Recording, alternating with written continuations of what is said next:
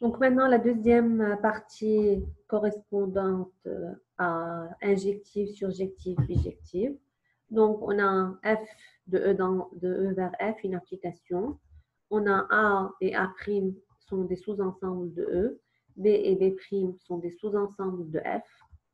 Nous avons f est dite injective, équivaut à dire pour tout x, x' appartenant à l'ensemble de départ, si j'ai f de x égale f de x' implique x égale x'.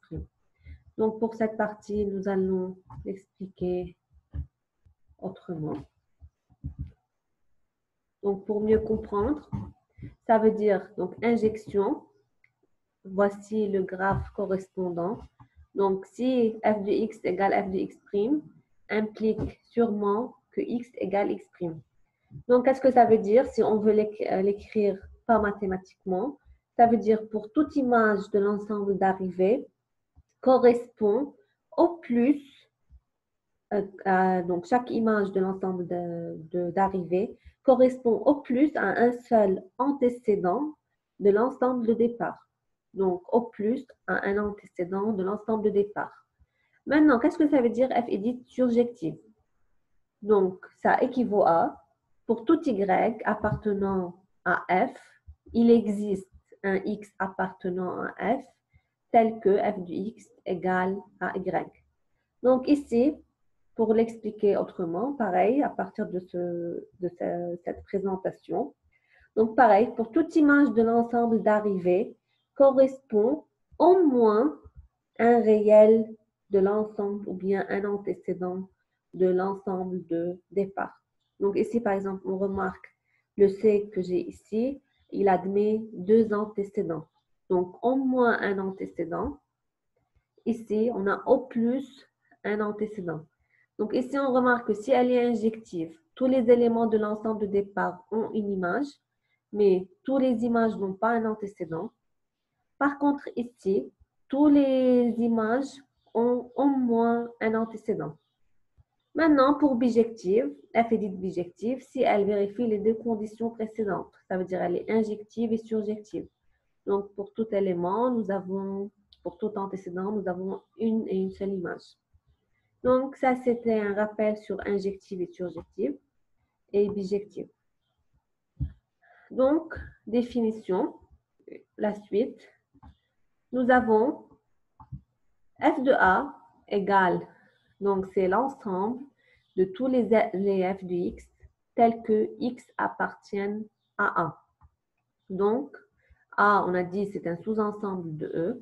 F de A, ça correspond à toutes les images f de x telles que le x appartient à A. Donc, x appartient à A, ça correspond aux images.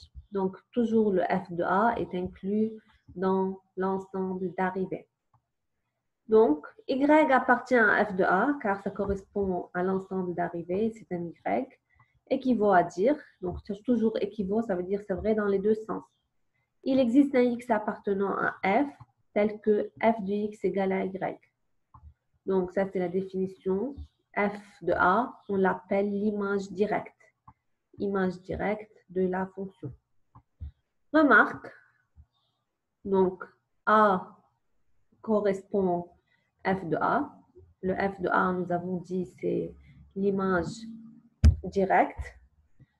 Donc, cette fonction, elle est toujours appelée une application surjective par définition. Donc, si A vers f de A, donc l'ensemble E vers f de E, donc d'après la même chose, est une application surjective par définition. Donc, si je veux faire sous forme de graphe, donc ça c'est le E et ça c'est le F. Donc, pour tout élément X, F de X, donc le X appartenant à E, le F de X appartenant à F de E. L'image de E, donc l'image de E est appelée l'image de F et on la note généralement par IMF plutôt que F de E.